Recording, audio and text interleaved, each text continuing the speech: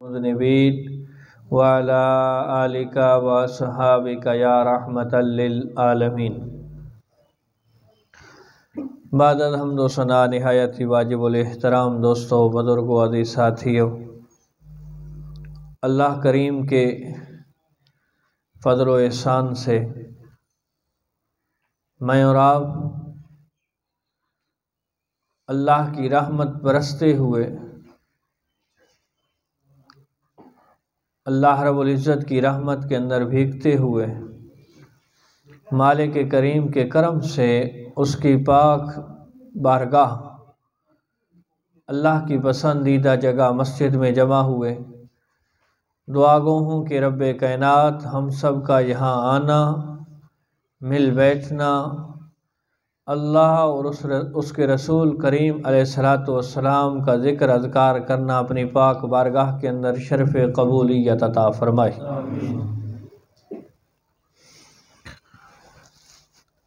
ہم نے پچھلے جمعہ پہ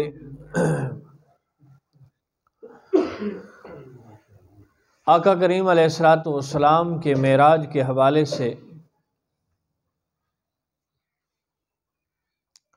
چند گزارشات سننے سنانے کی سعادت حاصل کی تھی۔ آج پھر اسی موضوع کو آگے چلاتے ہوئے چند گزارشات سرکار کریم علیہ السلام کے واقعہ معراج کے حوالے سے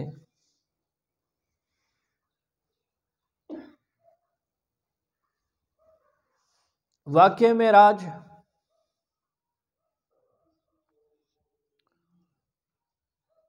یہ ایک ایسا واقعہ ہے کہ جو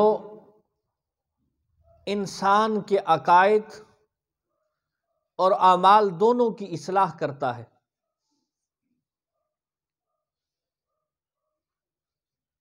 عقائد کی اصلاح کہ نبی کریم علیہ السلام کے حوالے سے جو ہمارا عقیدہ ہے، جو ہمارا نظریہ ہے، اس کی وضاحت ہوتی ہے۔ اب دیکھیے کہ نبی کریم علیہ السلام کی ذات، آپ اگر نبی علیہ السلام کی ذات کے حوالے سے قرآن و حدیث کے اندر پڑھیں تو 3 سٹیپ ملتے ہیں۔ ایک ہے بشریت محمدیہ، دوسری ہے نورانیت محمدیہ، اور تیسری ہے حقیقت محمدیہ۔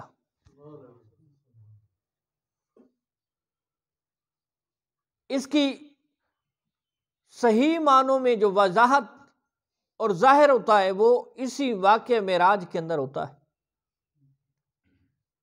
اور میں پچھلے دنوں میں ایک اور چیز بھی پڑھ رہا تھا کہ واقعہ معراج ہوا کیوں، یعنی کسی نہ کسی بھی جو واقعہ ہوتا ہے اس کی کوئی نہ کوئی ریزن ہوتی ہے، وجہ ہوتی ہے۔ واقعہ معراج کیوں ہوا؟ واقعہ معراج حضور نبی کریم علیہ السلام نے جب مشرکین مکہ اور یہودی جو مکہ کے رہنے والے تھے ان کو اللہ اور اس کے رسول علیہ السلام کی دعوت پیش کی، اللہ رب العزت کی وحدانیت کا سبق سنایا، تو وہ اتنے مخالف ہو گئے کہ نبی کریم علیہ السلام کی جان کے مخالف ہو گئے، آپ کو نعوذ باللہ من ذالک شہید کرنا چاہتے تھے۔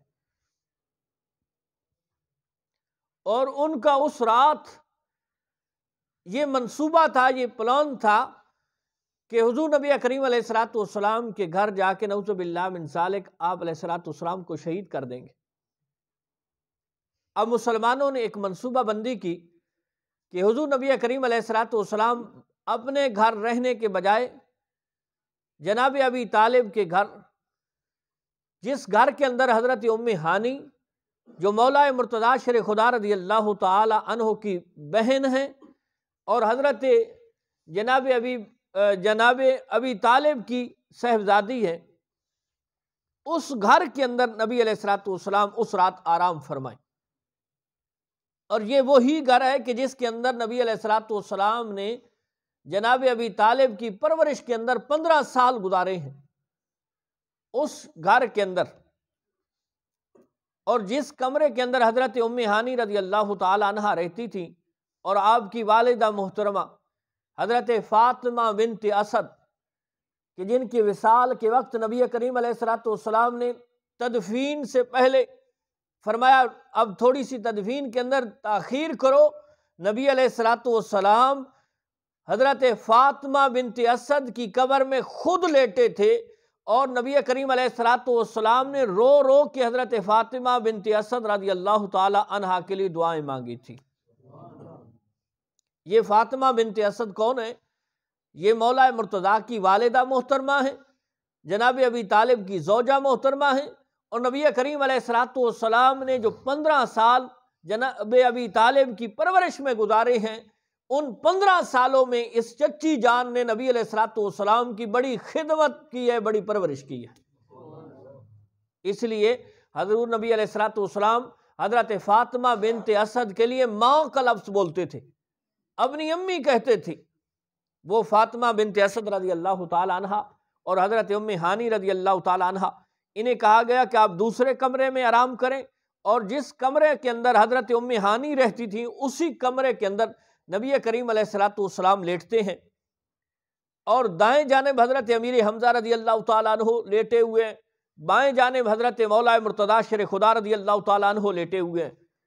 اس رات کیونکہ مشرکین مکہ نعوذ باللہ من ذالک مصطفیٰ کو شہید کرنا چاہتے تھے، تو اس وجہ سے حضرت ام ہانی یعنی جناب ابی طالب کے گھر نبی علیہ الصلوۃ والسلام آرام کر رہے ہیں، اور حضرت امیر حمزہ اور حضرت مولا مرتضیٰ شیر خدا رضی اللہ تعالیٰ عنہ اتنے چوکنا ہیں، اتنے ہوشیار ہیں کہ تھوڑی سی آہٹ پہ انہوں نے کھڑا ہونا ہے اور نبی علیہ الصلوۃ والسلام کا دفاع کرنا ہے۔ اس لیے تو قرآن کہتا ہے کہ یہ جو واقعہ معراج ہے یہ مسلمانوں کے لیے بھی آزمائش تھا۔ اب سوچنے والی بات ہے، ایک طرف سید الشہداء حضرت امیر حمزہ رضی اللہ تعالی عنہ وہ حفاظت کے لیے لیٹے ہوئے ہیں اور چوکنا ہوشیار ہو کے لیٹے ہوئے ہیں، دوسری طرف مولا مشکل کشاش شیر خدا رضی اللہ تعالیٰ عنہ وہ بھی ہوشیار اور چوکنا لیٹے ہوئے ہیں کہ کوئی بھی آہٹ ہوتی ہے تو پہلے حضرت امیر حمزہ اور مولا مرتضیٰ نے اٹھنا ہے اور نبی علیہ الصلوۃ والسلام کا دفاع کرنا ہے۔ اب اسی رات حضرت جبریل امین علیہ السلام حاضر خدمت ہوئے اللہ کے حکم سے، اور چھت کا یعنی چھت کے اندر سوراخ کر کے نبی علیہ الصلوۃ والسلام کی بارگاہ میں پہنچے، نبی کریم علیہ الصلوۃ والسلام کو اٹھایا اور اسی سوراخ سے نکال کے آگے محدثین مفسرین فرماتے ہیں کہ حرم کعبہ کے اندر لے گئے۔ حرم کعبہ کے اندر جب لے گئے، آپ کے ساتھ 70,000 فرشتے تھے جو نبی کریم علیہ الصلوۃ والسلام کو لینے آئے تھے۔ وہاں حرم کعبہ کے اندر نبی کریم علیہ الصلوۃ والسلام کے یہاں حلقوم سے لے کر ناف تک سینے کو کھولا گیا، اس سے دل کو نکالا گیا، اس کو آب زمزم سے دھویا گیا، اور اس کے اندر نبی علیہ الصلوۃ والسلام خود فرماتے ہیں کہ ایک پارات، بڑی سی پارات جو تھی وہ نور اور حکمت کی بھری ہوئی تھی، اس کو میرے دل کے اندر انڈیل دیا گیا۔ یہ بخاری کے لفظ ہیں، احادیث کے لفظ ہیں کہ مصطفیٰ کریم علیہ الصلوۃ والسلام فرماتے ہیں میرے سینے کو چاک کیا گیا۔ اب یہاں بھی کئی چیزیں واضح ہوتی ہیں، جو کہتے ہیں مصطفیٰ ہم جیسے ہیں، اب کسی کا بائی پاس ہو تو پہلے تو وہ بے ہوش ہو جاتا ہے، اس کے دل کو جب نکالا جاتا ہے اور اسے مشینوں پہ لگایا جاتا ہے، اگر مشین اس کی دھڑکن کو برقرار رکھ سکتی ہے تب تو اس کے بچنے کی امید ہے، اگر اس کی دھڑکن کو مشین برقرار نہیں رکھ سکتی تو بندہ مر جاتا ہے، فوت ہو جاتا ہے۔ لیکن مصطفیٰ فرماتے ہیں میں نے دیکھا، کیا فرما رہے ہیں؟ مجھے بتایا نہیں گیا، یعنی مصطفیٰ یہ نہیں کہہ رہے کہ مجھے بتایا گیا، بلکہ مصطفیٰ فرماتے ہیں میں نے دیکھا کہ میرے سینے کو چاک کیا گیا، اس سے دل کو نکالا گیا، اس کو دھویا گیا، اس کے اندر نور اور حکمت کو بھرا گیا. کن آنکھوں سے مصطفیٰ دیکھ رہے تھے یار. اب جو کہتا ہے کہ مصطفیٰ ہم جیسے ہیں، اب مجھے بتاؤ تیرا عام سا آپریشن ہو تو تجھے ہوش نہیں آتا، اور مصطفیٰ کے سینے سے دل کو نکالا جا رہا ہے. اور ایک اسی طرح کی اور روایت بھی ہے، مصطفیٰ فرماتے ہیں میں نے اپنے دل کو دیکھا، اس دل کے اندر 2 آنکھیں بھی تھیں اور 2 کان بھی موجود تھے. یہ مصطفیٰ کریم علیہ السلام کی شان ہے. پھر مصطفیٰ کریم علیہ السلام کو حضرت جبریل امین علیہ السلام نے جب اس دل کو دھویا، پھر وہیں پہ رکھ دیا، پھر اسی طرح سینے کو بند کر دیا. اور یہ سینہ چاک صرف 1 مرتبہ نہیں ہوا، 3 مرتبہ سب متفق ہیں، اور بعض نے 4 مرتبہ لکھا ہے کہ نبی علیہ السلام کا شق صدر کا لفظ، یعنی سینے کو کھولنا. شک میں نہیں کھولنا، صدر میں نہیں، سینہ. نبی علیہ السلام کا شق صدر ہوا ہے، سینے کو کھولا گیا ہے. پہلے 4 سال کی عمر میں، دوسری مرتبہ اعلان نبوت سے پہلے، تیسری مرتبہ نبی کریم علیہ السلام جس رات معراج کی رات کو تشریف لے گئے تھے. یہ 3 مرتبہ اور چوتھی مرتبہ بھی آیا ہے کہ نبی علیہ السلام کے سینے کو کھولا گیا. یہ مصطفیٰ کریم علیہ السلام کی ایک الگ شان ہے، جو کہتے ہیں ہم جیسے بشر تھے، جس طرح وہ کھاتے ہم کھاتے ہیں، جس طرح وہ چلتے ہم چلتے ہیں. ارے بھائی جب مصطفیٰ کا سینہ کھولا گیا، اب چھوٹا سا کٹ بھی اگر کسی کو لگتا ہے تو اس سے خون بہتا ہے. اب مصطفیٰ کے سینے کو کھولا گیا ہے، کوئی خون کا ایک قطرہ بھی نہیں بہا ہے. تو نبی علیہ السلام کو اس براق پہ بٹھایا گیا.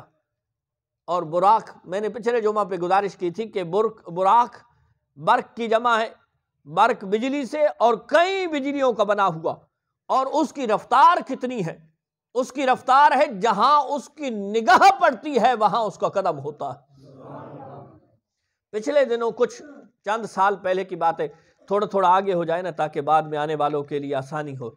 آپ بھی تھوڑا تھوڑا آگے تشریف لے جائیں، بعد میں آنے والوں کے لیے آسانی رہے. آگے یہ جگہ پڑی ہے، یہ جگہ پڑی ہے، قابل توجہ بات. پچھلے چند سال پہلے کی بات ہے کہ اخبار کے اندر ایک واقعہ نقل کیا گیا کہ ایک چھوٹے بچہ تھا کہ جو جہاز کے پروں کے ساتھ لٹک گیا، جو پر بنے ہوتے ہیں نا ان کے ساتھ لٹک گیا کہ میں سیر کرنے کروں گا. غفلت کہہ لیں یا جو بھی کہہ لیں، اب جہاز کے عملے والوں نے نہیں دیکھا. یہ اخبار کے اندر باقاعدہ چھپا ہے کہ جہاز کے عملے والوں نے نہیں دیکھا اور جہاز لینڈنگ کر یعنی اس نے پرواز شروع کر دی. جب وہ پرواز پہ گیا تو اب کیونکہ وہ پرواز پہ جا رہا تھا تو وہ اوپر سے زیادہ ہوتا گیا، تو وہ بچہ جب اس سے گرتا ہے تو اس کے ٹکڑے ہو جاتے ہیں کہ وہ اتنا اوپر جہاز چلا گیا تھا. اب مجھے بتاؤ کہ کوئی بچہ یعنی انسان اگر جہاز کے پروں کے ساتھ لٹک جائے اور تھوڑی سی بلندی پہ جائے تو وہ اڑتا ہوا جب زمین پہ گرتا ہے تو اس کے ٹکڑے ہو جاتے ہیں. لیکن مصطفیٰ براق پہ سوار ہیں، اوپر اور کوئی چیز نہیں ہے، اور براق کی رفتار یہ ہے کہ جہاں اس کی نگاہ پڑتی ہے وہاں قدم لگتا ہے. لیکن اس کے باوجود مصطفیٰ کی ایک زلف کا ایک بال بھی نہیں گرتا. یہ مصطفیٰ کی شان ہے نا. اور پھر مصطفیٰ کریم علیہ السلام خود فرماتے ہیں کہ میں موسیٰ علیہ السلام کی قبر سے گزرا تو موسیٰ علیہ السلام وَهُوَ قَائِمٌ يُصَلِّي فِي قَبْرِهِ، کہ حضرت موسیٰ علیہ السلام اپنی قبر کے اندر نماز پڑھ رہے تھے. یہ مصطفیٰ کی حدیث ہے کہ حضرت موسیٰ علیہ السلام اپنی قبر کے اندر نماز پڑھ رہے تھے.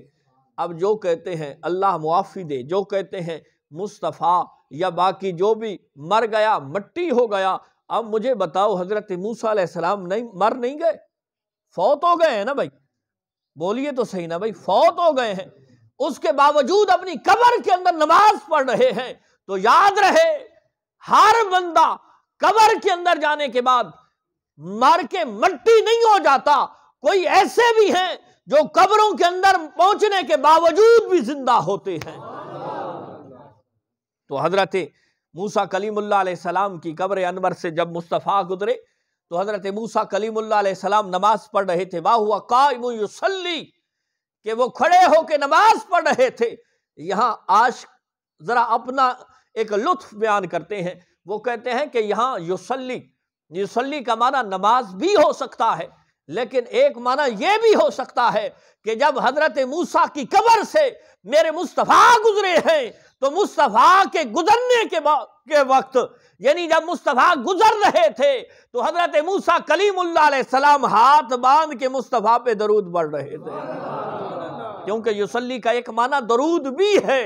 تو وہ کہتے ہیں درود، یار یہ عقل اس چیز کو گوارا نہیں کرتی کہ آمنہ کا لال گزرے اور حضرت موسیٰ علیہ السلام نماز پڑھتے رہے۔ یہ ایمان جو کہتا ہے، وجدان جو کہتا ہے، ایقان جو کہتا ہے، یہ عشق کہتا ہے کہ جب مصطفیٰ گزرے ہوں گے تو موسیٰ علیہ السلام نے کھڑے ہو کے درود پڑھا ہوگا۔ مصطفیٰ کریم علیہ السلام گزر کے جب مسجد اقصیٰ میں پہنچتے ہیں تو وہاں باقی انبیاء بھی موجود ہیں۔ یہاں ایک بات اور بھی کرتا چلوں کہ ہرقل بادشاہ گزرا ہے، اس کے دربار کے اندر ایک دن حضرت ابی سفیان رضی اللہ تعالی عنہ بیٹھے ہوئے تھے، تو اس ہرقل نے پوچھنا شروع کیا کہ یار مجھے کوئی عرب کی خبر دینے والا موجود ہے یا؟ تو حضرت ابی سفیان اس وقت مسلمان نہیں ہوئے تھے، اسلام کے شدید مخالف تھے۔ حضرت ابی سفیان رضی اللہ تعالیٰ عنہ کھڑے ہوئے، اب وہ حضرت ابی سفیان سے پوچھتا جا رہا ہے، حضرت ابی سفیان جواب دیتے جا رہے ہیں۔ اس وقت اسلام کے شدید مخالف ہیں اور ہرقل بہت بڑا بادشاہ ہے، اس کے دربار کے اندر کھڑے ہیں۔ حضرت ابی سفیان آپ خود فرماتے ہیں کہ میں چاہتے ہوئے بھی مصطفیٰ کے بارے میں نازیبا بات نہیں کہہ سکا، یعنی دل میرا یہ تھا کہ میں کوئی ایسی بات کروں کہ جو ان کی مخالفت میں جائے، لیکن دل چاہتا تھا زبان سے ایسے جملے نہیں ادا ہو سکے۔ تو حضرت ابو سفیان نے ایک یہ بات بھی کہی کہ جناب وہ کہتا ہے کہ میں نے ایک رات کے اندر مسجد حرام سے مسجد اقصیٰ تک گیا اور میں نے مسجد اقصیٰ میں انبیاء کو نماز پڑھائی، تو بادشاہ کے دائیں جانب ایک صاحب کھڑا تھا، اس نے کہا وہ سچ کہتا ہے۔ اب بادشاہ نے دیکھا، کہا تجھے کیا پتا، تو کو اس کی طرف گیا ہے؟ اس نے کہا ایک رات عجیب معاملہ ہوا ہے، میں مسجد اقصیٰ کا متولی تھا، میں مسجد اقصیٰ کی خدمت کرنے والا تھا۔ ایک رات ایسی ہوئی کہ جب سب لوگ چلے گئے، میں مسجد اقصیٰ کے مین گیٹ کو بند کرنا چاہتا تھا، باوجود کوشش کے وہ گیٹ بند نہیں ہو رہا تھا، باوجود کوشش کی، اور میں نے پورے شہر کے کاریگروں کو بلایا لیکن وہ دروازہ بند نہیں ہوتا تھا۔ ہم نے بڑی کوشش کی، اس پہ محنت کی، پھر اس بات پہ ہم متفق ہو گئے کہ یار صبح ہوگی پھر اس کا کوئی حل نکالیں گے۔ جب میں نے صبح گیا تو عجیب سی خوشبو، حسین سی خوشبو مسجد اقصیٰ سے آ رہی تھی، اور وہ دروازہ جو رات کے وقت بڑے بڑے کاریگروں سے بند نہیں ہو رہا تھا، صبح میں نے ایک ہی ہاتھ سے اس کو بند کر دیا۔ تو میرے ذہن کے اندر یہ بات آئی کہ رات یقیناً کوئی عجیب معجزہ یہاں پہ ہوا ہے کہ جس کو بڑے بڑے کاریگر رات کو بند نہیں کر سکے تھے، صبح میں نے ایک ہی ہاتھ سے، اور وہ صحیح سلامت ہے، تو یقیناً کوئی رات کو معجزہ ہوا تھا۔ تو یہ بات بہت ساری چیزوں سے ثابت بھی ہے۔ پھر مصطفیٰ کریم علیہ السلام جب پہنچتے ہیں وہاں حضرت آدم سے لے کر حضرت عیسیٰ روح اللہ علیہ السلام تک سب آئے بیٹھے ہیں، سب آئے بیٹھے ہیں، اور انتظار کس کا ہے؟ انتظار آمنہ کے لال کا ہے۔ جب حضور نبی علیہ السلام پہنچتے ہیں، حضرت جبریل امین علیہ السلام اور بہت سارے فرشتے بھی موجود ہیں، اور ان میں فرشتوں اور نبیوں اور رسولوں کے علاوہ کوئی اور بندہ نہیں ہے، یا فرشتے ہیں یا نبی ہیں یا رسول ہیں، ان کے علاوہ اور کوئی بندہ نہیں ہے۔ حضرت جبریل امین علیہ السلام نے اقامت کہی، میرے مصطفیٰ نے 2 رکعت نماز نفل پڑھائی، کیسا عالم ہوگا۔ اب جب نماز نفل پڑھا لی، میرے مصطفیٰ تشریف فرما ہے، اب انبیاء نے اپنے خطبے شروع کیے۔ حضرت آدم علیہ السلام نے خطبہ دیا، حضرت ابراہیم علیہ السلام نے خطبہ دیا، حضرت نوح علیہ السلام نے خطبہ دیا، حضرت موسیٰ کلیم اللہ علیہ السلام نے خطبہ دیا، حضرت عیسیٰ روح اللہ علیہ السلام نے خطبہ دیا۔ ہر نبی خطبہ دے رہا ہے، اللہ کی وحدانیت کا بیان کر رہا ہے، اللہ کا شکر ادا کر رہا ہے، اور سب سے آخر میں میرے مصطفیٰ تشریف لاتے ہیں۔ میرے مصطفیٰ نے جو جملے کہے، الحمدللہ الذی ارسلنی رحمتا للعالمین، کہ تمام تعریفیں اس اللہ کی ہیں کہ جس نے مجھے رحمت للعالمین بنا کے بھیجا ہے۔ اب تھوڑی سی توجہ رہے کہ میں خطاب کر رہا ہوں، آپ کی توجہ، آپ کی نگاہیں میرے طرف ہیں، میرے چہرے کو دیکھ رہی ہیں۔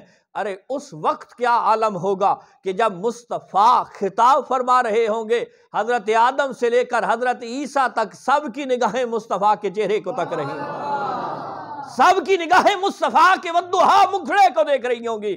اب میرے مصطفیٰ نے یہ جو فرمایا نا کہ تمام تعریفیں اس ذات کی ہیں کہ جس نے مجھے رحمت للعالمین نبی بنا کے بھیجا ہے، اب حضرت آدم کو بھی یاد آیا ہوگا، ارے یہ تو وہ رحمت ہے کہ جس کے صدقے میں میری توبہ قبول ہوئی ہے۔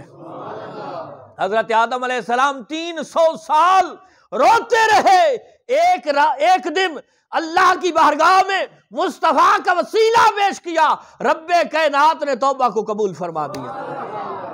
جب میرے مصطفیٰ نے رحمت فرمائی کہ رحمت، مجھے رب نے رحمت بنا کے بھیجا ہے، تو حضرت آدم کو یاد آیا ہوگا کہ یار یہ تو وہی رحمت ہے کہ جس کے صدقے میں میری توبہ قبول ہوئی ہے۔ حضرت ابراہیم خلیل اللہ علیہ السلام کو یہ یاد آیا ہوگا، ارے یہ تو وہی رحمت ہے کہ جس کے صدقے میں میرے لیے آگ جنت گلزار بن گئی تھی۔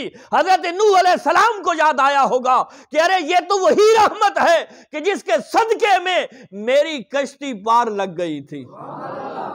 یعنی ہر نبی کو رحمت یاد آئی ہوگی کہ ارے ہمیں تو اس کی رحمت سے صدقہ ملا ہے۔ اور پھر معراج کس چیز کا نام ہے؟ معراج دید اور دیدار کا نام ہے، دید اور دیدار کا نام ہے۔ دید کیسے کہ سارے انبیاء اور رسول مصطفیٰ کو دیکھیں تو ان کی معراج ہو گئی، اور مصطفیٰ خدا کو دیکھے تو مصطفیٰ کی معراج ہو گئی۔ یہ مصطفیٰ کی معراج ہے۔ اور پھر میرے مصطفیٰ آگے تشریف لے آئیں، تھوڑی جگہ دیں گے۔ ویسے بھی آج ذرا لطف بن چکا ہے تو 4 باتیں سرکار کے ذکر کی باتیں کرتے چلے، گفتگو کو سمیٹتے ہیں۔ میرے مصطفیٰ نے جب خطبے دیے، اب سب انبیاء موجود ہیں، اب مجھے بتاؤ وہاں انبیاء زندہ تھے تو تشریف لائے نا، زندہ تھے تو تشریف لائے۔ یہاں تک ہے مصطفیٰ کی بشریت محمدیہ، یہاں سے مصطفیٰ اب نورانیت محمدیہ کا ابتدا ہوتی ہے۔ میرے مصطفیٰ پہلے آسمان پہ، دوسرے آسمان پہ، تیسرے آسمان پہ، چوتھے آسمان پہ، 5ویں آسمان پہ، 6ٹھے آسمان پہ، 7ویں آسمان پہ جنت کو ملاحظہ فرماتے ہیں، دوزخ کو ملاحظہ فرماتے ہیں، پھر سدرۃ المنتہا پہ تشریف لے جاتے ہیں۔ اب یہاں تک نورانیت ہے، اس سے آگے نورانیت بھی نہیں جا سکتی۔ سدرۃ المنتہا نورانیت کا آخری مقام ہے، یعنی نوری فرشتے بھی اس سے آگے نہیں جا سکتے۔ نوریوں کا سردار ہے حضرت جبریل امین علیہ السلام، جو نوریوں کا سردار بھی ہے، نوریوں کا رسول بھی ہے۔ کون؟ جبریل، جو 1,24,000 انبیاء اور رسول کا صحابی ہے، جو حضرت آدم سے لے کر میرے مصطفیٰ تک جو بھی نبی اور رسول آئے ہیں ان کی طرف وہی لے کے آتا رہا ہے۔ یعنی 1,24,000 انبیاء اور رسول کا صحابی جبریل ہے۔ ارے تورات، زبور، انجیل، قرآن کا حافظ جبریل ہے۔ کون جبریل؟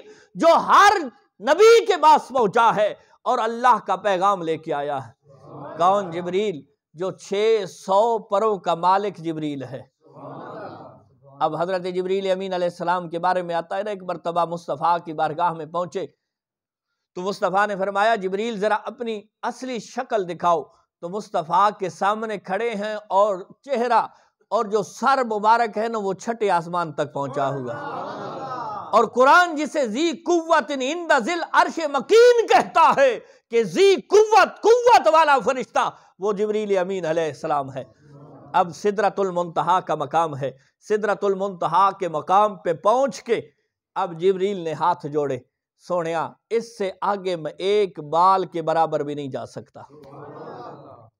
یہاں ایک بات بڑی قابل توجہ ہے کہ جناب جبریل نے نہ اپنے آپ کو مصطفیٰ جیسا سمجھا نہ مصطفیٰ کو اپنے جیسا سمجھا۔